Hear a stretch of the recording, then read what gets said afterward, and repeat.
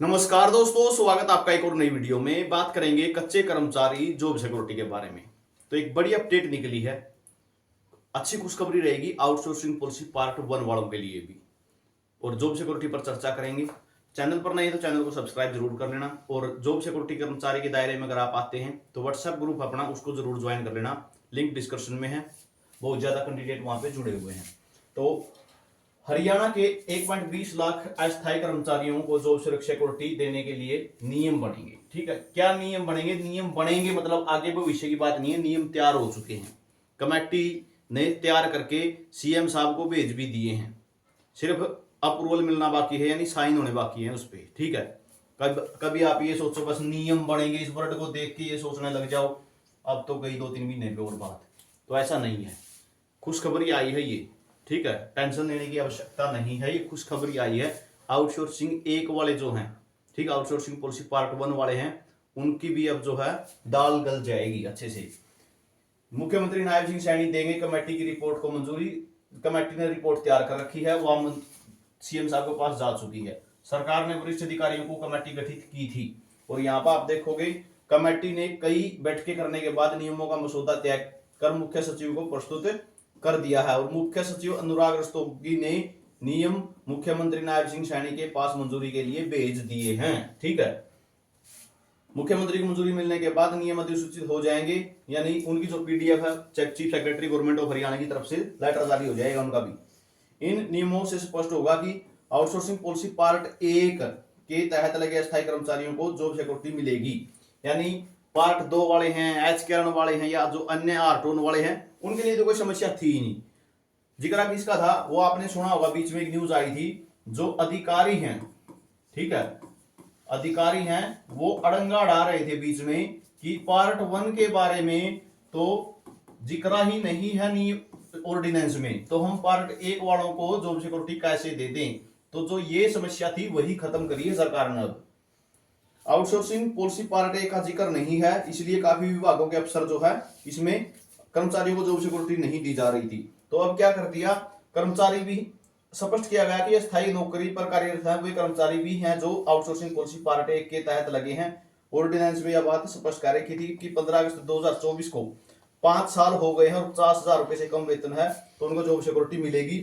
मुख्यमंत्री नायब सिंह सैनी ने भी कई बार इस प्रेस कॉन्फ्रेंस और जनसभाओं में कहा है कि आउटसोर्सिंग पॉलिसी पार्ट 1 के और आउटसोर्सिंग पॉलिसी पार्ट 2 और हरियाणा कौशल रोजगार निगम में लगे अस्थायी कर्मचारियों को जॉब सिक्योरिटी दे दी है। मगर वास्तविकता यह है कि आउटसोर्सिंग पॉलिसी पार्ट 1 के उन कर्मचारियों को जॉब सिक्योरिटी नहीं मिली है जिन्हें हरियाणा कौशल रोजगार निगम में पोर्ट नहीं किया गया।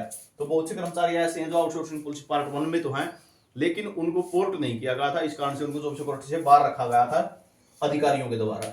तो मुख्यमंत्री नायब सिंह सैनी के मुख्य प्रधान सचिव राजेश खुल्लर का भी उद्देश्य यही था कि 50,000 रुपए से कम वेतन पाने वाले और 5 साल की सेवा पूरी करने वाले सभी अस्थायी कर्मचारियों को जॉब सिक्योरिटी दी जाएगी।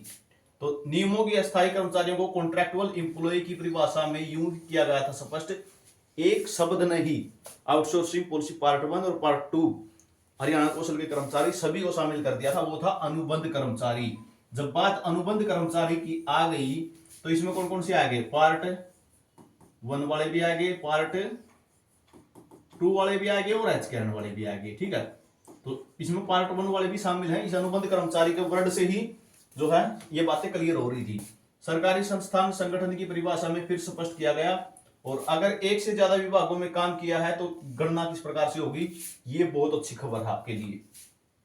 नियमों को मसौदे में उच्च अधिकारियों ने यह भी स्पष्ट किया है कि अगर किसी कर्मचारी ने एक से ज्यादा विभागों में काम किया है, ठीक है, उसको जॉब सिक्योरिटी मिलेगी, चिंता करने की जरूरत नहीं है। उसकी कम से कम 5 साल की सेवा तय करने के लिए सर्विस की यूं गणना होगी, अगर किसी कर्मचारी ने किसी विभाग में 3 साल काम किया और उसे 240 दिन का वेतन मिला, मगर वह चौथे साल में ब्रेक के कारण उसे 240 दिन का वेतन नहीं मिला है, मगर 5वें और 6ठे साल में 240 दिन का वेतन मिला है, तो उसके 5 साल की सर्विस गिनी जाएगी और वह जॉब सिक्योरिटी का पात्र होगा। वही इसी तरह अगर एक कर्मचारी ने एक विभाग में चपरासी की 3 साल नौकरी की और 240 दिन का वेतन प्राप्त किया है, मगर बाद में वह हट गया और उसके 3 साल पूरे माने जाएंगे, उसके बाद कर्मचारी ने फिर से 6ठे और 7वें वेतन वर्ष में 240 दिन काम किया तो वेतन हासिल किया है तो उसके 5 साल मान लिए जाएंगे। भाई बहुत बढ़िया खबर है यार, ठीक है। इस न्यूज के कारण यानी जो ये नियम लागू किया गया है, इस नियम के कारण बहुत बड़ा अच्छा काम होगा। बहुत से कर्मचारी से हम आपने बता दूं, बहुत कर्मचारी ऐसे हैं जिनके साथ ये समस्या थी, ठीक है, जिनके साथ ये समस्या थी। समस्या क्या थी?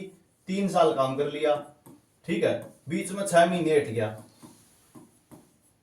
फिर 2-3 साल फिर लग रहा हो, तो क्या है, 3 साल तो ये काउंट हो जाएंगे और 2 से 3 साल ये काउंट हो जाएंगे, तो पूरे 5 साल हो जाएंगे और जॉब सिक्योरिटी उसको दे दी जाएगी। यानी जो सर्विस ब्रेक आया है, जो सर्विस में जो ब्रेक लगे हैं वो कर्मचारी ने खुद नहीं लगाए, ये तो सरकार ने लगाए भाई, उसको 6 महीने हटा दिया, तो सरकार जो है इसको अब क्या है, जॉब सिक्योरिटी दे देगी। ये बहुत अच्छा नियम बनाया सरकार ने, इससे जो है हजारों कर्मचारियों को फायदा हो जाएगा, ठीक है, हजारों कर्मचारियों को फायदा हुआ। अपने चैनल से ही पता नहीं कितने कर्मचारी जुड़े हुए हैं ऐसे जिनके 3-3, 4-4 महीने का ब्रेक था, 4 महीने हटा दिए, उसके बाद फिर लग गए थे, ठीक है।